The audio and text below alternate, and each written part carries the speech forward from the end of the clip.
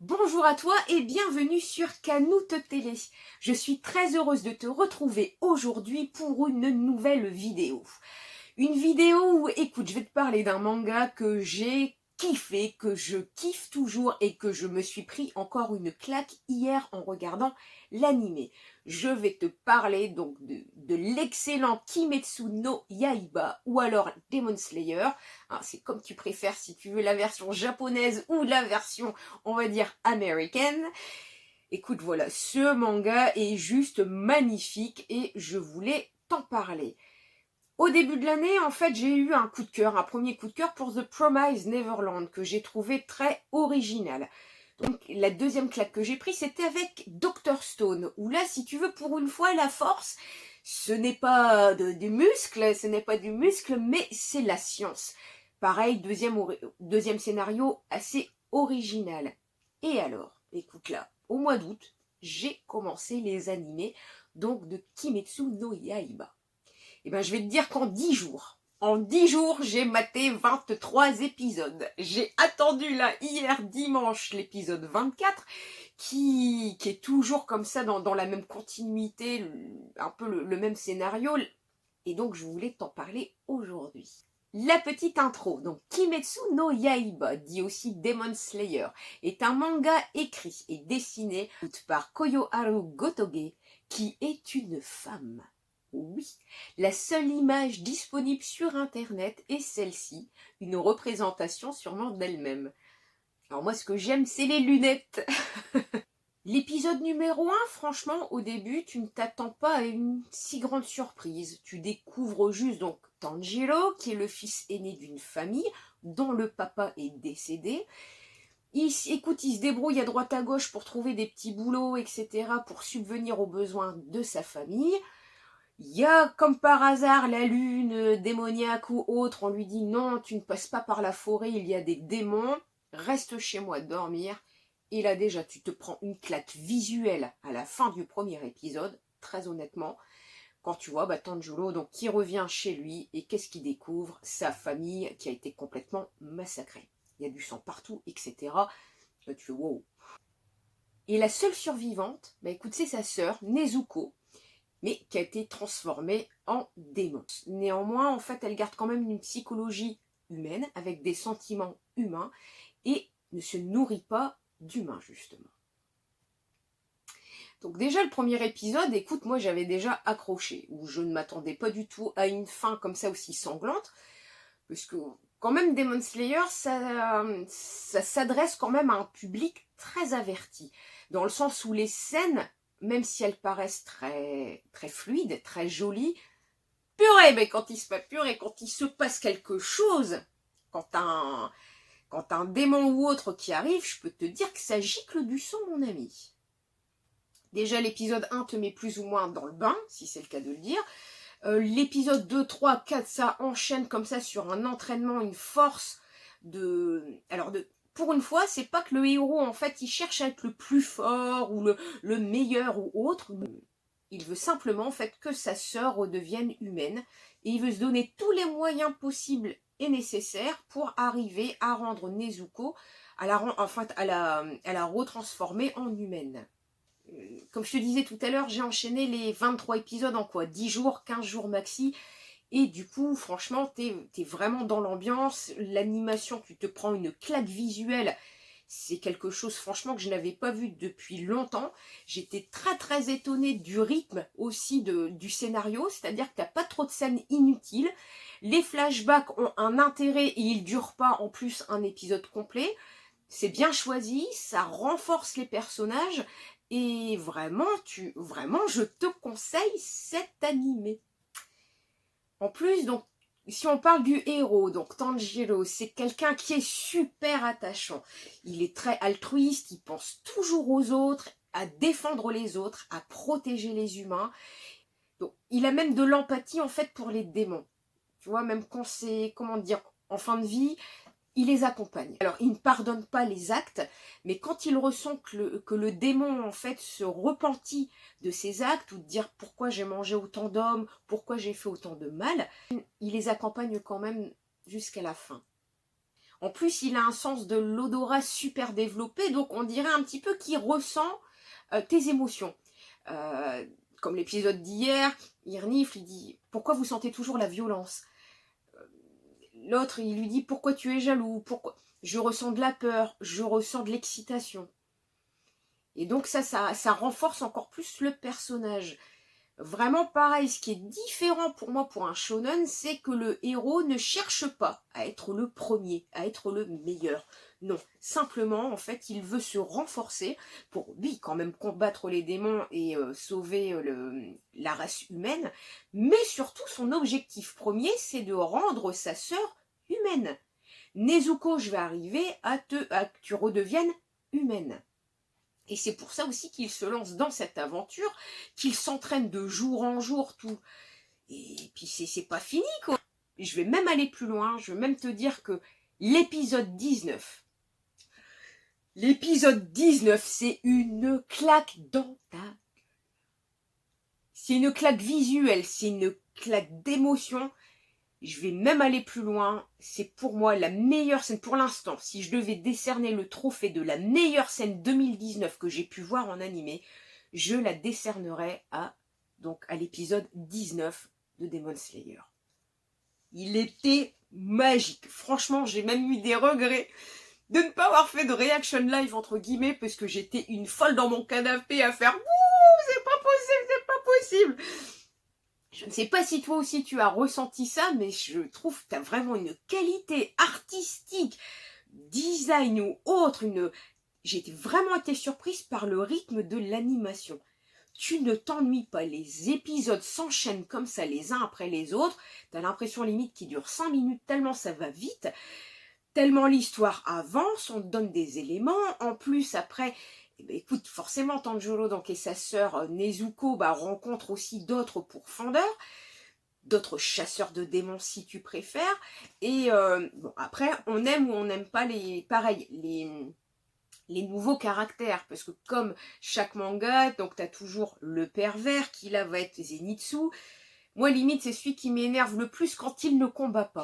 Parce qu'il a quand même ce côté comme ça exubérant, ce côté où il fait des manières pour tout, il est toujours en train de pleurer, sauf que quand il combat, là, c'est autre chose. Limite, ça me fait rappeler un petit peu Cavendish pour ceux qui regardent One Piece.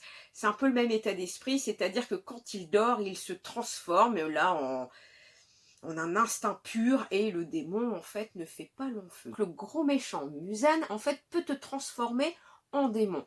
Plus tu bois de son sang, plus tu peux devenir fort. Mais attention, si tu bois trop de sang, tu exploses tellement sa force est grande si tu ne peux pas donc le contenir. Parce qu'il faut savoir qu'un démon, en fait, ils n'ont pas beaucoup de points faibles. Tu les tranches, ça repousse. À part vraiment de trancher donc leur tête, et encore avec un sabre de pourfendeur, sinon ça ne marche pas. Écoute, sinon voilà quoi, ils ont une longue vie derrière eux, et ils peuvent en manger comme ça des humains derrière pour donc avoir de la force, et essayer eux par contre de monter dans leur hiérarchie des démons. Et naturellement, comme chaque manga, donc là tu as Tanjiro qui est comme un débutant, des pourfendeurs, et tu as au-dessus donc des piliers. Les piliers, on va dire, ce sont donc les big boss, un peu comme des capitaines de guilde, si tu préfères, qui sont là quand même pour former donc les nouveaux et combattre, eux, les lunes démoniaques, bien sûr, les démons les plus cotés, si je puis dire, afin toujours donc de protéger les humains. Pour une fois, t'attends pas 100 épisodes pour rencontrer vraiment, pareil, le boss des piliers. Donc il s'appelle Kagawa Ubuyashiki, et il appelle même donc les piliers ou les pourfendeurs mes enfants. Donc ça c'est pareil, ça peut être encore une théorie, des petites questions à réfléchir. Ce que j'aime aussi pour une fois, c'est dans les relations justement des frères-sœurs, c'est que Tanjiro, il aime sa sœur comme une sœur. Il n'y a pas d'ambiguïté sexuelle ou autre, quand il la protège, c'est vraiment, on sent bien que c'est une valeur fraternelle. Et ça fait plaisir dans le manga d'aujourd'hui, parce que t'en as quand même pas mal, comme les Oleimo, je me souviens, le frère qui est amoureux de sa sœur ou autre. Moi, perso, je ne kiffe pas ce genre de manga, que là, c'est vraiment une relation fraternelle, familial où il veut simplement protéger sa petite sœur. Et elle, je pense qu'elle veut aussi protéger son frère. C'est pour ça, comme ça, le duo passe bien. Et je n'ai pas beaucoup parlé de Nezuko. Alors Nezuko, tu sais, moi, en fait, limite, avant de regarder le dessin animé, ce qui me rebutait le plus, justement, c'était le design de Nezuko. Je me dis, ouais, la fille comme ça, avec le bâton dans la bouche, je me dis, qu'est-ce que ça va être encore ce truc? Sauf que c'est pareil, Nezuko, en fait, elle a un côté très attachant. Déjà, elle est kawaii, elle est toute mimi quand même. Elle a quand même un pouvoir où elle peut rapetisser ou grandir, un pouvoir de régénération. Et moi, il y a eu un épisode où j'ai fait wow, quand j'ai vu limite qu'elle prenait la tête d'un démon et qu'elle jouait limite au foot quoi, avec la tête. Et enfin, après, elle a quand même une force surhumaine, forcément. Elle a quand même eu le sang de Muzan. Et encore une autre théorie. Qu'est-ce qu'il foutait là, lui? Pourquoi il a transformé Nezuko en démon? Donc tout ça, franchement, ce sont des questions, des théories sur lesquelles j'aimerais y réfléchir et te les présenter si elles t'intéressent. Hein. Donc n'hésite surtout pas à me le dire dans ton commentaire si ça t'intéresse ou pas, Nakama. Après, si même au premier abord, si tu veux, le scénario paraît simple. L'histoire paraît simple. Il n'y a pas trop de gros mystères qui viennent s'ajouter au scénario. Sauf que, écoute, moi j'ai quand même 4-5 théories que j'aimerais développer, mais si ça t'intéresse. J'ai quand même l'habitude de regarder pas mal de mangas, et c'est vrai que tu te dis, bon, voilà, le gros méchant, donc c'est Muzan. Muzan, tu vois que est-ce que c'est le premier démon, ou en tout cas c'était le premier à être transformé en démon. En tout cas, c'est lui le gros méchant de l'histoire. Pour l'instant. Pour l'instant, c'est lui le gros méchant de l'histoire. Donc déjà, on peut se poser la question déjà de donc, qui est Muzan, qui il a été lui transformé par qui? Est-ce vraiment le premier démon? Est-ce que c'est le fils d'un démon ou autre? Ça pour moi c'est une première théorie. La deuxième théorie, ce sont les boucles d'oreilles de Tanjiro. Est-ce que c'est lié à son papa? Est-ce que son papa était lui aussi un pilier? Est-ce qu'il a été mangé lui aussi par un démon ou autre? Est-ce que sa force a été aspirée? Tout ça, donc c'est une théorie qu'on peut exploiter. Qu'est-ce qu'il y a aussi encore comme théorie? Son sabre. Tanjiro est le seul qui a une lame noire et que même les forgerons, entre guillemets, disent on n'a pas trop d'infos là-dessus. Sur les lames noires, on n'a pas trop d'informations. Et après, moi, ce que je remarque, surtout dans l'épisode d'hier, donc c'était l'épisode 24, donc c'est cette importance du souffle. Et je pense que celui qui est le plus fort, c'est celui qui arrive comme ça à générer, à contenir le souffle de concentration extrême. Donc tout ça, c'est plus moi les questions que je me pose pour, entre guillemets, avancer ou théoriser un peu plus sur l'histoire. Alors là aujourd'hui, donc hier on était à l'épisode 24, il n'y en a que 26 de prévus. Donc t'imagines bien que s'il n'y a pas de suite, je vais me mettre au scan pour savoir la suite de l'histoire. Parce que franchement, je ne vais pas attendre un an pour connaître la suite. Intéressant tout ça. J'espère que je te donne réellement envie de regarder ce dessin animé que je te conseille à 1000%. Honnêtement, tu ne seras pas déçu. Ça passe tout seul. Déjà, le premier épisode, franchement, va très bien te planter le décor. Épisode 2-3 avec l'entraînement, tu vas être dedans, tu vas vouloir en savoir plus et tu veux qu'il réussisse son entraînement. Il y a certains épisodes, c'est vraiment pour un public averti. Il y a des scènes très sanglantes. Tu ne t'y attends pas, il se balade et hop, ça gicle comme ça d'un coup. Je rappelle que l'animation, c'est vraiment une claque visuelle. Ça faisait très longtemps que je n'avais pas vu ce rythme, cette qualité d'animation. Et franchement, il passe trop vite, ça passe tout seul. Les 24 épisodes, tu vas les manger en une ou deux fois si tu as la possibilité de les mater comme ça rapidement. Et en plus, là, il n'y a pas d'excuse. Hein. Il n'y a que 24 épisodes à mater. Donc, il ne faut pas me sortir que c'est comme One Piece où il y a 900 et des épisodes à regarder. Et franchement, il passe très très vite. Et côté figurines, côté merchandising, il y a beaucoup d'objets en développement au Japon prévus pour la rentrée et voire l'hiver.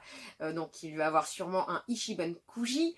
J'ai vu ces merveilleuses petites Nendoroids de chez Good Smile Company. Elles sont trop belles, je pense que je vais craquer, je vais devoir les commander. Ben voilà Nakama, j'espère vraiment t'avoir donné l'envie de mater cet animé. Franchement, je te le conseille, je lui mets mon pouce d'or. Si cette vidéo t'a plu, donc merci justement pour ton pouce, ton commentaire. N'hésite surtout pas à rejoindre l'équipage Kanout pour me donner de la force sur YouTube, pour aider la petite rookie que je suis. J'ai besoin de toi Nakama. Tu peux également me suivre donc sur Twitter, Instagram, Facebook.